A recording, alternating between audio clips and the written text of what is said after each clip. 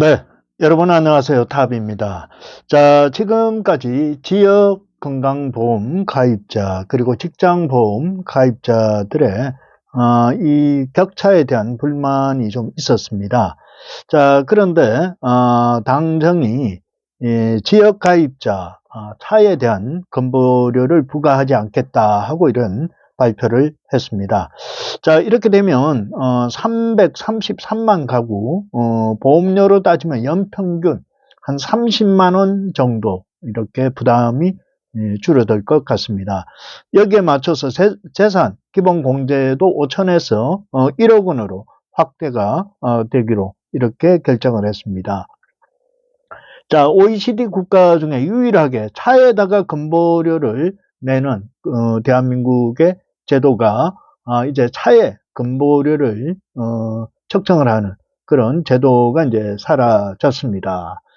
자, 그래서 다음 달부터 전국에 33만 가구 건강보험료가 월 평균 한 2만 5천 원에서 2만 9천 원 정도 줄어들 것이다 하고 얘기를 했습니다. 자, 지역보험 가입자의 건보료 부과 대상 자산에서 자동차를 제외하기로 이렇게 결정을 했습니다.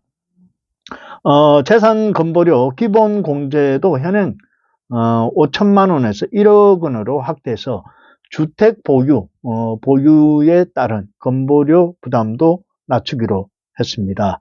이와 함께 자영업자들의 소득 파악률이 높아지면서 지역 가입자들에게만 재산과 자동차 보험료를 부과하는 것은 부당하다는 지적이 있었다. 조규홍 보건복지부 장관의 얘기도 있었습니다.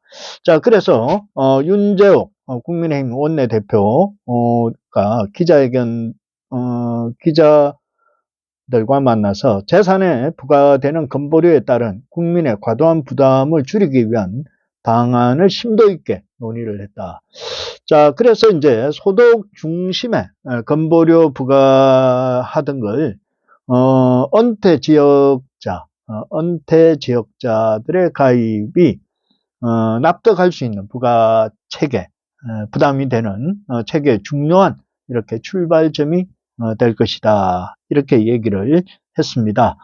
자, 그동안 자영업자와 은퇴자들이 지역 가입자들에게는 보유 자산을 기준으로 건보료를 책정을 하다 보니까 많은 부담, 은퇴자들이나 자영업자들이 지역보험, 건강보험에 따른 그 금액의 부담이 너무 가중이 된다. 그래서 이게 뭐 연체가 발생이 되고 더 이상 건보를 납입을 못하겠다 하는 이런 항의도 많았습니다.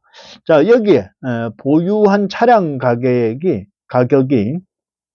4천만 원 이상이면 배기량과 함께 사용 연수에 따라 건보료를 추가 부과한다. 자, 승용차가 사치제로 이렇게 분류되던 1987년 자영업자의 소득이 파악하기 힘들다는 이유로 이렇게 마련한 규정이었습니다. 그동안 지금은 국세청을 통해서 자영업자들의 거의 소득이 거의 100% 이렇게 오픈이 되는 그런 상황에서 이 부분은 제도가 좀 개정이 필요하다 했는데 이게 이번에 규정이 바뀌게 되는 겁니다. 그리고 차량에다가 건보료를 부과하는 것은 OECD 국가 중에 한국이 유일한 것으로 이렇게 알려져 있었습니다. 자, 그래서 은퇴하신 어르신들의 소득이 줄었는데도 불구하고 건보료는 늘어났다. 이렇게 어려움을 호소했고요. 재산과 자동차에 부과되는 과도한 이중적인 보험료로 상당히 힘이 들다 하는 목소리도 그동안 컸습니다.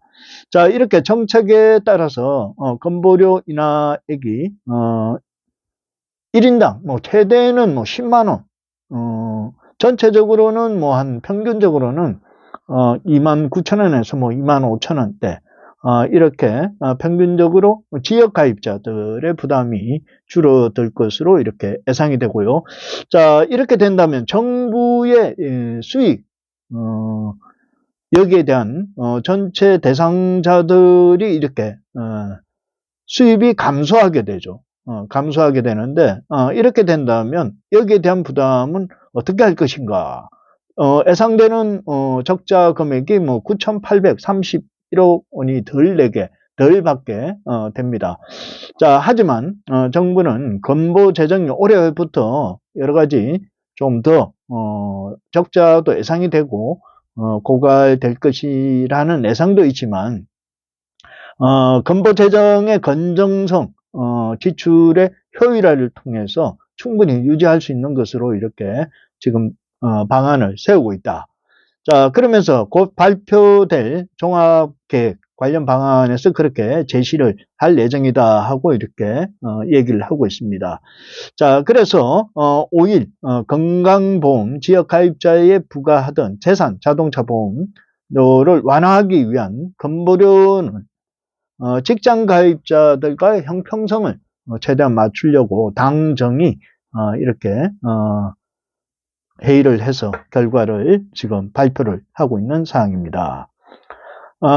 그래서 여러 가지 뭐 지역 가입자와 직장 가입자 등의 서로 형평성을 이제 바라보면서 지나치게 지역 가입자, 그러니까 자영업자, 그리고 은퇴자들에게 너무 부담되는 그런 건보료다 하는 얘기들이 있었기 때문에 고령층으로부터 이렇게 많은 불만이 있었습니다. 수익은 없는데 계속 이렇게 건보료가 너무 부담이 된다 하는 이런 불만들이 많이 있었습니다.